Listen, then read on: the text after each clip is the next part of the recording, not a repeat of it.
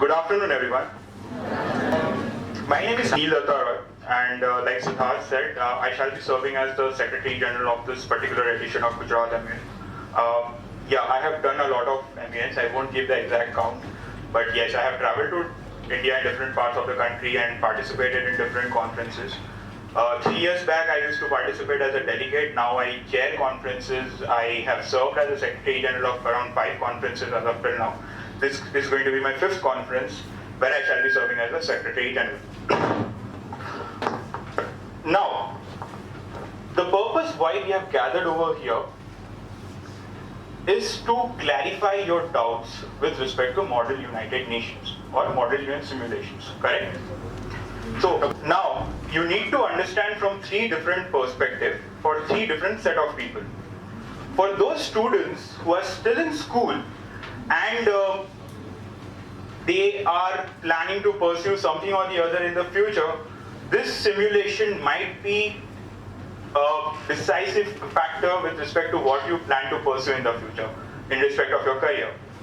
To those individuals who are about to join their college, like 2 of them, I believe you have already made your choice by now. So there is no way I can tell you that this is going to be a game-changing affair, but there might be a lot of things that you can indulge within yourself and enter your college life.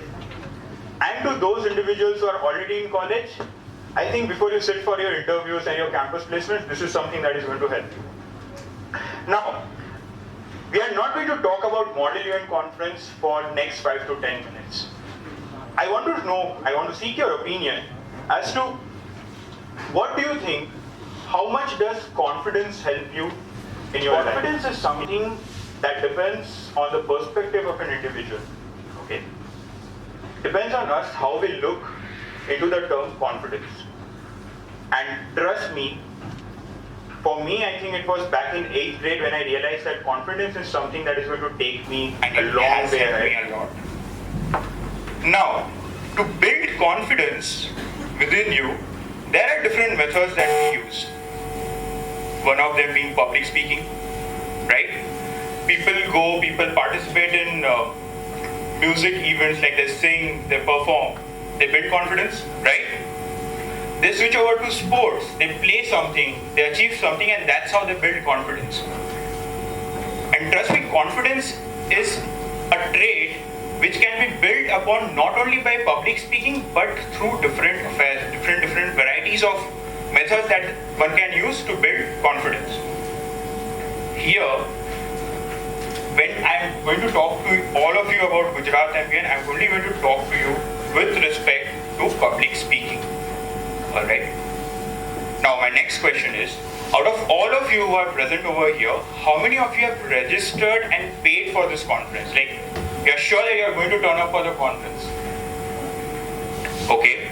And rest, all of you are here to understand what this concept is all about, correct? Yes? Yes. So, yes. Now, the next question. How many of you have been a public speaker or you have participated in some or the other event like that in the past, back in your school or college? Or you have a habit of participating in events like that?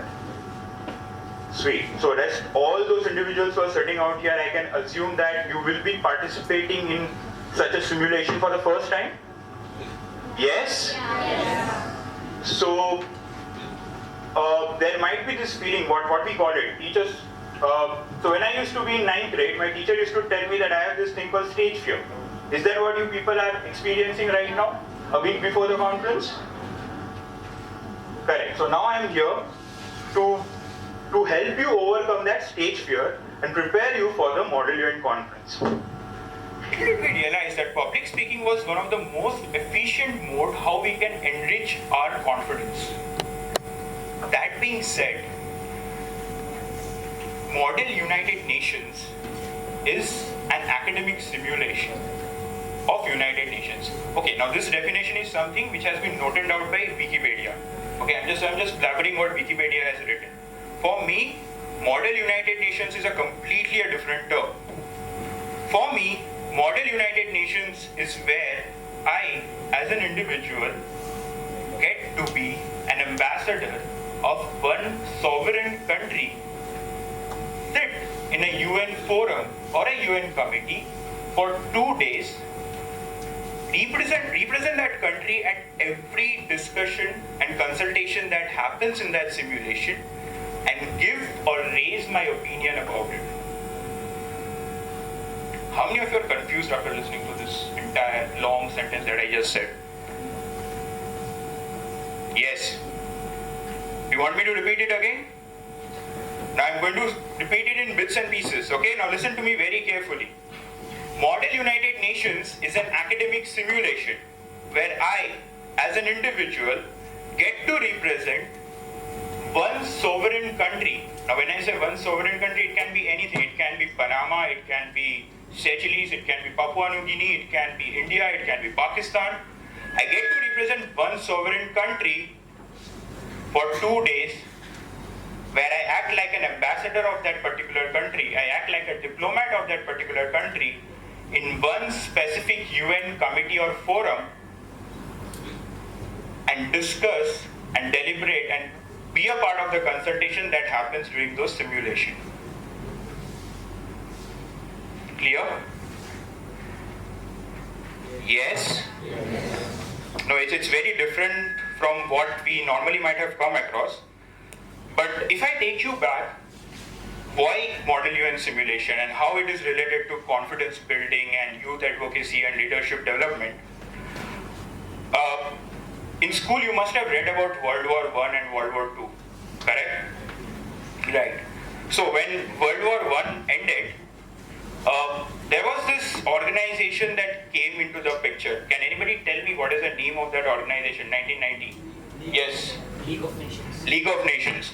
So, League of Nations was formed in the year 1990, but not many people would know that League of Nations was formed out of a conspiracy by the Western countries only against Germany. The moment League of Nations came into the picture, that then began a greater conspiracy between those countries in those particular 3 decades, starting from 1920 till 1940. So when did the Second World War begin? 1939? Correct. Now, can anybody tell me when is United Nations, like when did United Nations come into the picture? Yes, which year? 1945. Lovely, 1945. Now, a very technical question to all those people who are present out here. Can anybody tell me, people who have read history in their school, why was United Nations formed in spite of League of Nations being in the picture?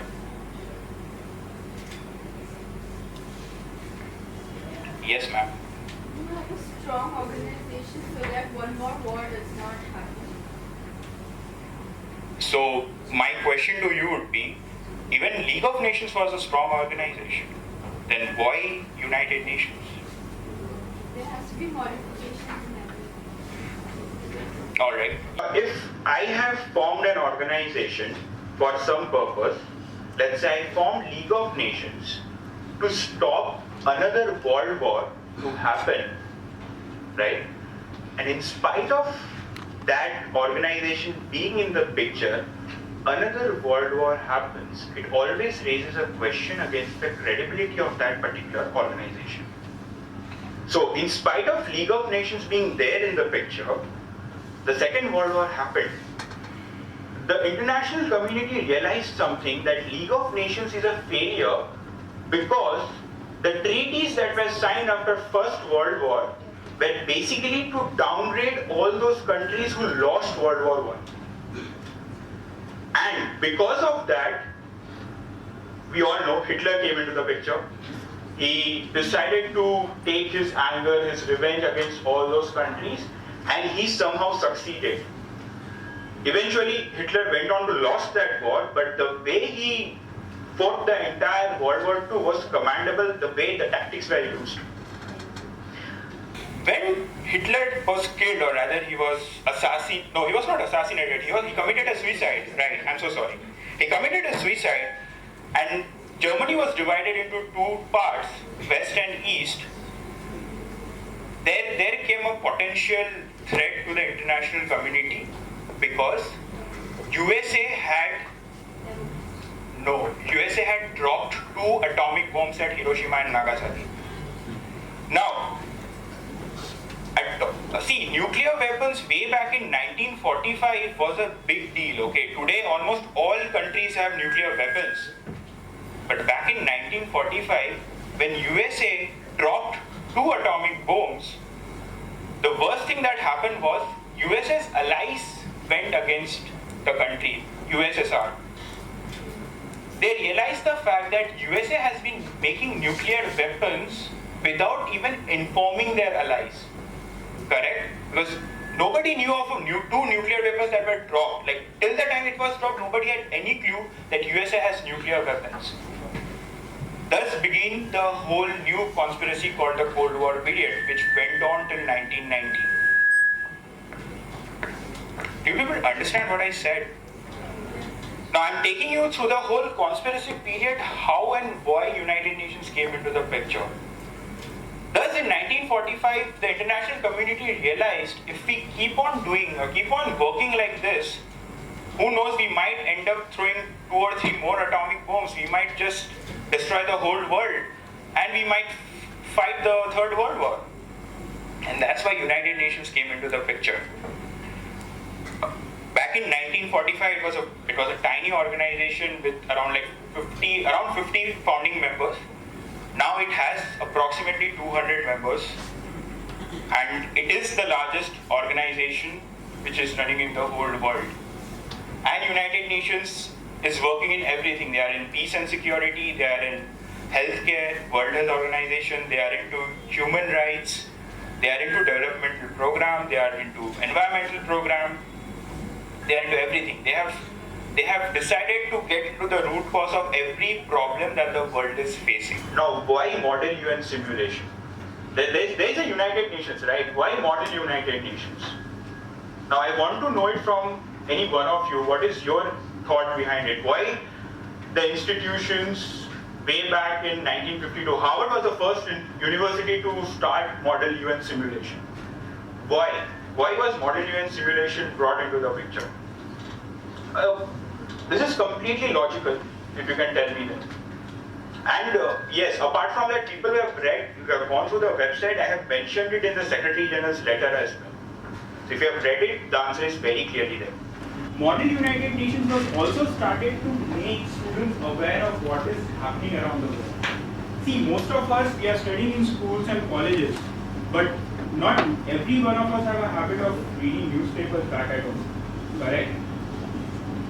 Even if we read newspapers, we might just switch over to the sports section, or we go to the entertainment section. We don't read the international news, we don't read the political situation which is going on in the country, do we? No. Maybe because of such simulations, when you go to a committee, you talk to people, you interact with them, you enhance your knowledge related to international relations, current affairs, and what is happening in and around the world. The sole reason why Model United Nations was started.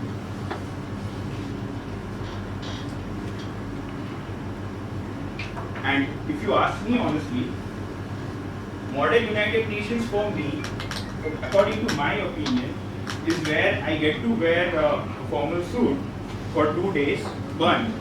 Second, I get to act like a diplomat.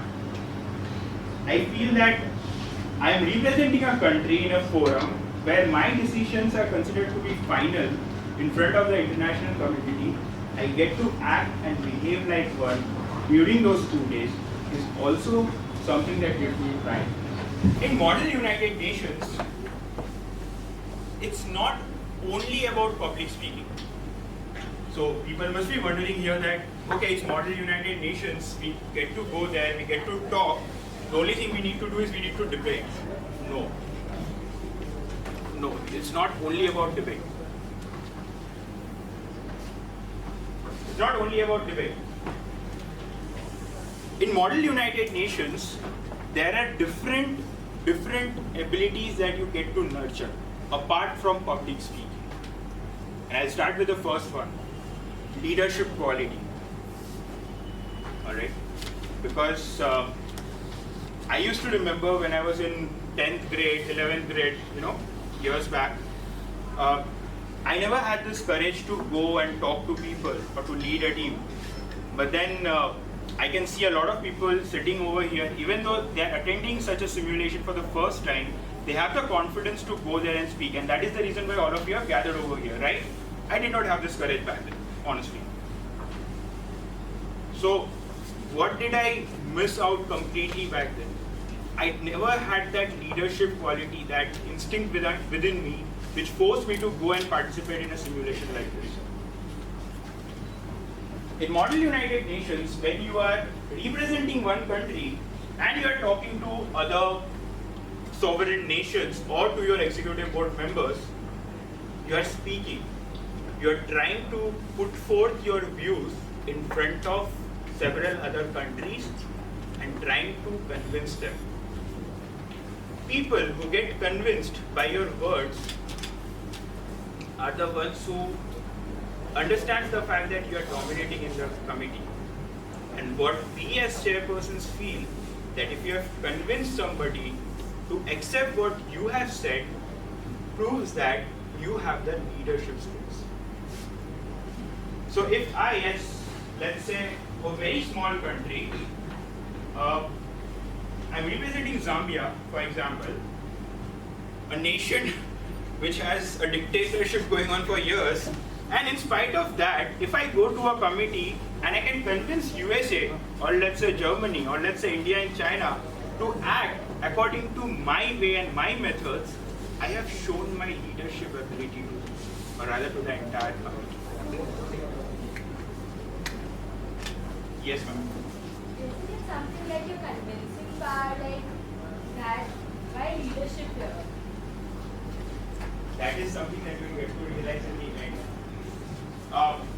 Since you have already brought that into the picture, if you know something, there is something called bill that is introduced in Lok Sabha, right? To pass a bill, you need consensus. You need to bring everybody into confidence to pass the bill, until and unless you have majority. So, let's see the current situation right now. NDA had complete majority in Lok Sabha. However, they were unable to pass the GST bill in Rajya Sabha. Why? Because they lacked majority in Rajya Sabha. But now, with the recent Rajya Sabha elections, they have the numbers, so they don't need consensus. But in tactical way, where you are actually running a government, you need to keep the opposition closer to you. You need to negotiate with them. You need to show them how things are happening in the country. That is where you are passing a bill, showing good leadership skills by convincing. Correct? And in Model United Nations, we don't have bill. We have something called draft resolution, or rather an outcome document in the end, which needs to be voted upon and passed, where you actually signify your leadership ability. And then apart from that, there are different other traits. The most important trait that you get to learn, and that is discipline. Right? Because the moment you do something like this in the committee, you are just kicked out of the committee. This is how the chairperson speaks. At least the chairpersons are going to learn about Gujarat MUN. My chairpersons are those people who are very disciplined in the committee and who keeps discipline in the committee. So when somebody is speaking, let's say ma'am was speaking over there, and some of you decided to have a fun, what is going to happen is, the reason why something of this sort is happening is, in United Nations, every sovereign nation is equal. Be it a country like Papua New Guinea, which is a tiny island, to Russia, it's a huge, huge country. That being said, when somebody is speaking, you are not allowed to interrupt that speaker, because it's highly offensive to interrupt somebody who is speaking. Let's say you are speaking something, for example, and if somebody speaks from behind, starts laughing from behind, how do you feel? You feel offended? Right? If I am speaking something in front of all of you, and somebody starts laughing over there, would I feel offended? That's a human psychology, right? Right? People say that we humans have this tendency, this trait called ego, that differs from individual to individual. Then all of a sudden that ego comes into the picture, that I'm getting offended, means that you might not be interested in listening to what the other person is speaking, but the other person is speaking. need to. Something that never happens in Lok Sabha, in Indian committees, right? Lok Sabha people don't have respect for each other. They shout, they break, but there is a difference between Lok Sabha or rather Indian political committees with respect to United Nations. That is discipline and the way things go. Clear? Alright. This is your committee. Not your agenda, not your country, your committee. Alright? So, let's say you are in ECOSOC or Human Rights Council or Security Council, the first thing you're going to learn and read about is your committee. You read thoroughly, you read about the history. You read thoroughly, you read about the history. You read thoroughly about the history of the committee, what all topics the committee has worked upon, right? You get a good idea of what your committee actually demands. Clear? Your first method, the way you should approach your research, you start with the committee. Now next, the next thing that you research upon is only about your agenda. Again, no country. Alright, you read about your committee, you read about the agenda. And I'll tell you the reason why you should be reading about your agenda first and not about your country. Let's say we are talking about human rights violation in Middle East. Okay, we are discussing human rights violation in occupied Palestine territory and East Jerusalem. For example, okay, now if any of you have read about East Jerusalem, Palestine, Israel, you know like there have been severe violation of human rights over the years. Okay, it's a fact. It's a fact, but it's something that is prevalent in that region. Now, tell me something. The agenda revolves only around how many countries? How many countries?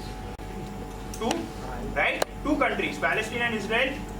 Maybe their neighbors, maybe a superpower like USA, but not all the 190 countries who are there in General Assembly. Let's say we are discussing this in SOCOM. We have the entire GA sitting over there. We have countries like Papua New Guinea, which is in Oceania. It's a tiny country. They have the representative who is sitting over there. They are discussing about Palestine and Israel. Tell me what they have to say if they are not a party to the conflict. You understand the difference? Not every agenda in a model UN simulation is going to be associated with your country. Until or unless you represent a country like USA, which has a habit of poking their nose in every single matter which is happening in the world. Right? Apart from that, no. They won't. Not every country is going to have an opinion about everything. And that is the reason why you should first research about the agenda and not your country. Because I have seen in committees like World Health Organization, okay, a small country like Seychelles, again which is in Oceania, wins a Best Delegate Prize where they are discussing about a topic which is nowhere in thousands of years is going to be related to Seychelles. Why? Because your opinion matters and not your country's importance with respect to the topic that you are discussing. So if I am representing a country like Thailand in a committee which is discussing India-Pakistan as a conflict, but then if I have better opinion and research and suggestions with respect to the conflict, far better than both the parties, USA and Pakistan, I am somebody who is going to make a mark in the committee. Do you understand that? And that is why we always encourage students who are participating in MUNs for the first time not to get afraid just because your country is not associated with the agenda. Because it's not your country that is going to matter when you are researching about something. It's your own research, a general research that is going to be portrayed in front of the entire. However, Do you people get my point? Research from a general perspective to get an overview of what the agenda demands. Now, if I talk about India-Pakistan, for example, because that's the most easiest topic that everybody can relate to, what is the solution? Peace.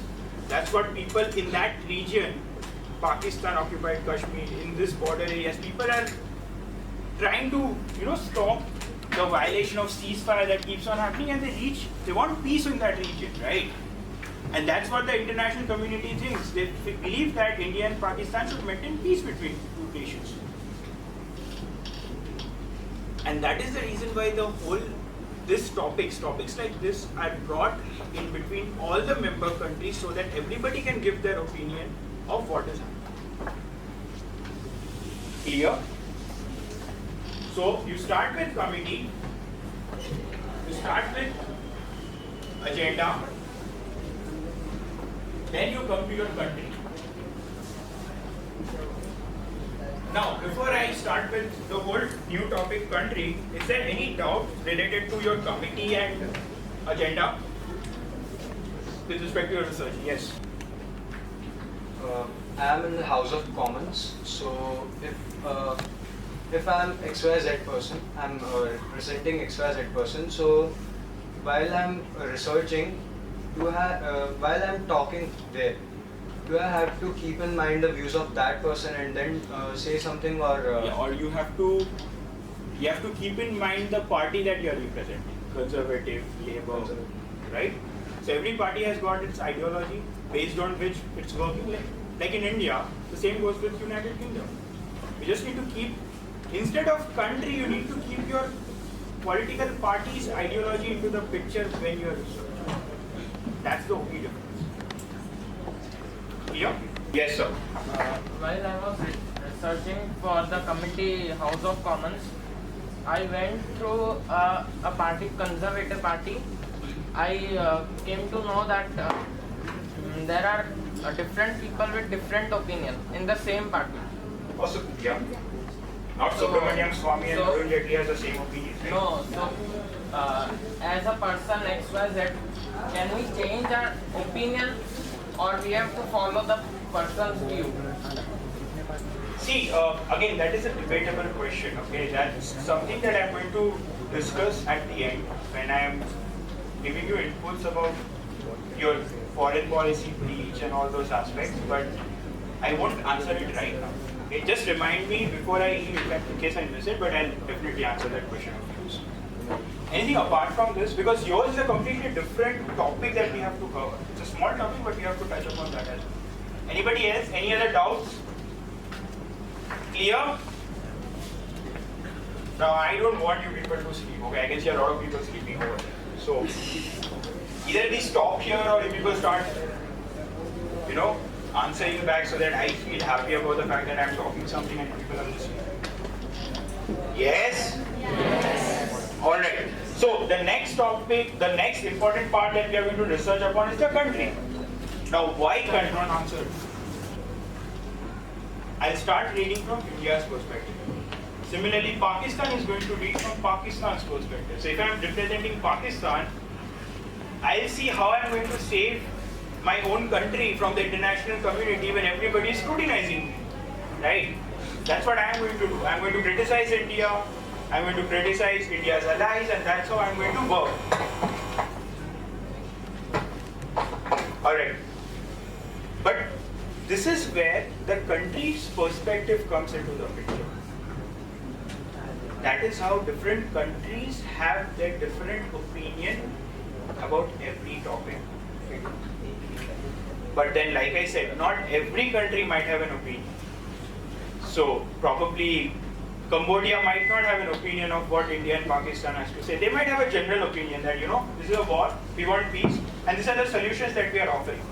But then like USA, who has a habit of poking nose, is going to have an opinion about everything, starting from LGBT rights to human rights violation to war in Middle East. So every country has got their individual stance. It's not an individual stance, their ideology or their opinion about a particular topic that we shall be discussing. Clear?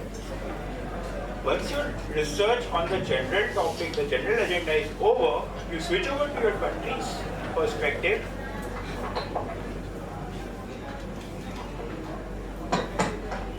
Then you start reading about your country's perspective.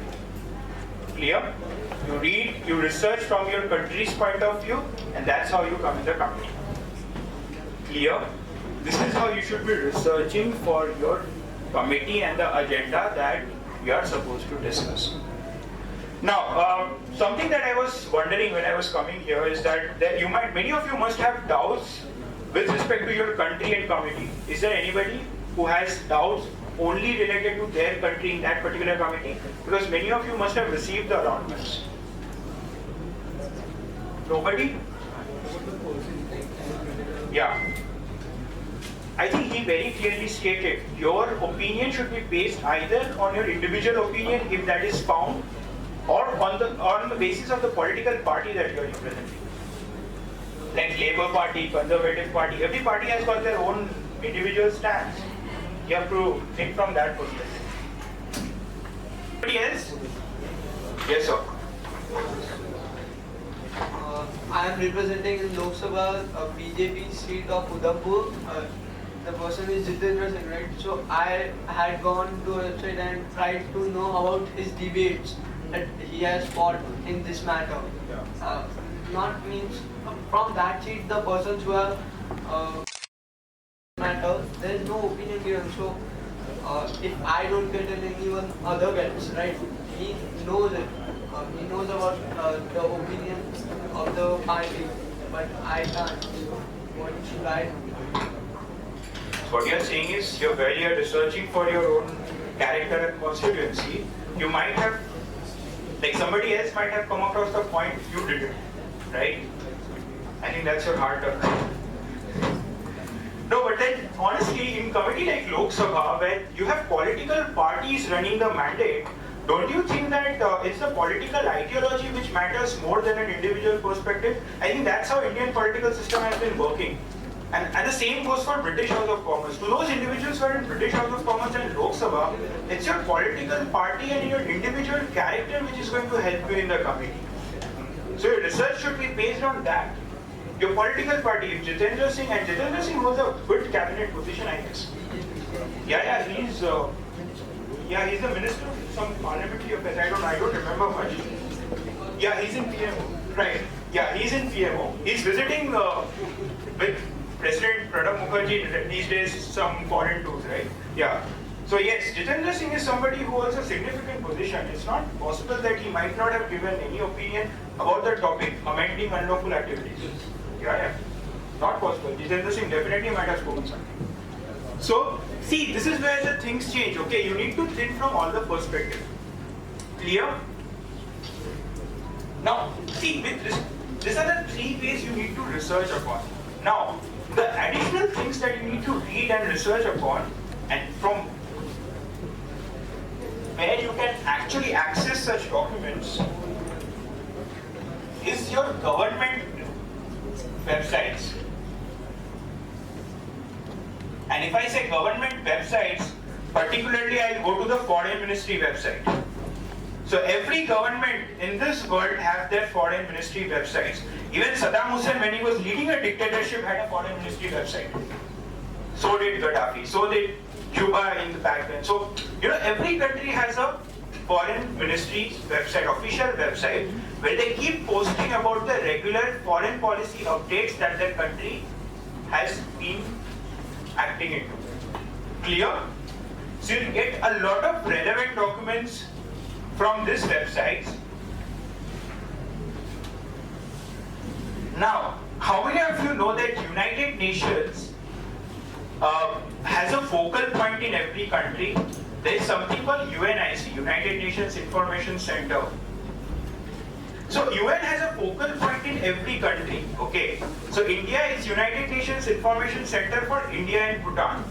So the Bhutan's focal point also is in India. That's UNIC.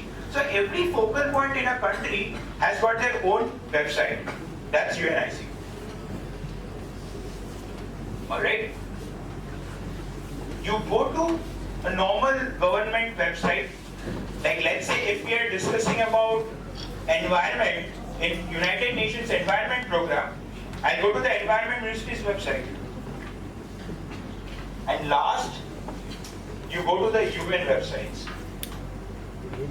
Now when I say UN websites, I'm referring to the individual committee websites. For example, SOCOM, right?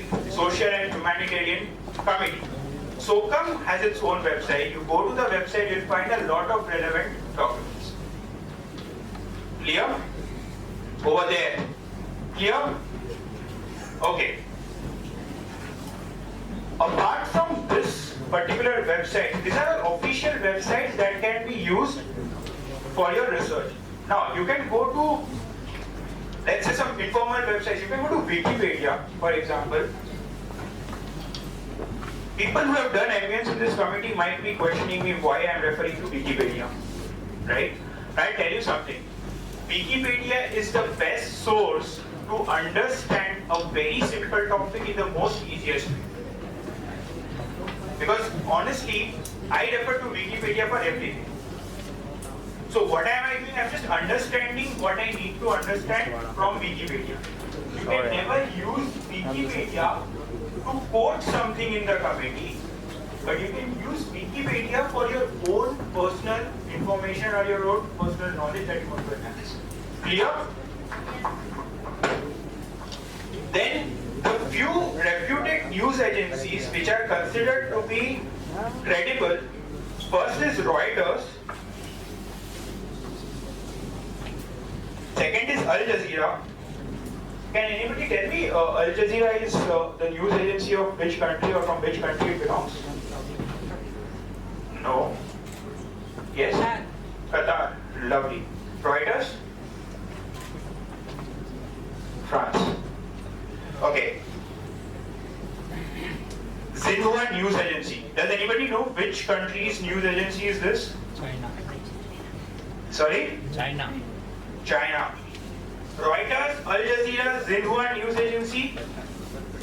And now, see, there are a lot of countries which are running a basic dictatorship, okay? You can call it a democratic government, but a basic dictatorship. Those countries, for example, Syria, has got their own news agency, the Syrian State News Agency. Saudi Arabia has monarchy. Kings are, there is a king, okay, who is heading the government. So Saudi Arabia has got its only one state news agency. So every country might have its official news agency which can also be utilized for your research. Clear? Any doubts out of this entire concept that I explained right now? For Lok Sabha, reliable documents. See, honestly, for Lok Sabha, the reliable documents is something that your executive board is going to tell you on the day of the vote. They might allow any single document depending on your committee. They might not allow, they might allow only some particular news agencies. Definitely, obviously. That is by default, good by default. See, when you have researched on all these aspects with respect to your agenda, with respect to your agenda, committee and country, the very last thing that you should be reading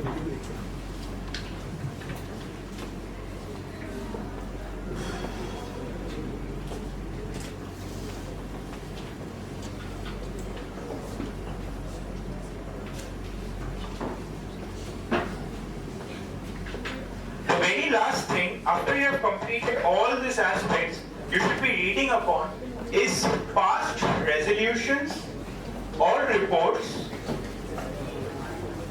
related to the agenda. Now, there might be mainstream agendas, like SOCOM has got a very mainstream agenda. Okay? But UNCTC is having an agenda which is not that mainstream because the committee is pretty new. However, again, you switch over to a committee like IAEA. IAEA again has got a mainstream agenda. So an agenda which is more prevalent, which has already been discussed in United Nations in the past, has got a lot of documents that you can come across in the UN websites. And you can read and access those UN documents if needed. Clear? But save this whole part only in the end if you have completed all your research. Don't try to act smart and start reading from resolutions, or else you won't understand a single thing. Clear? Alright. Now this is how you should be researching upon.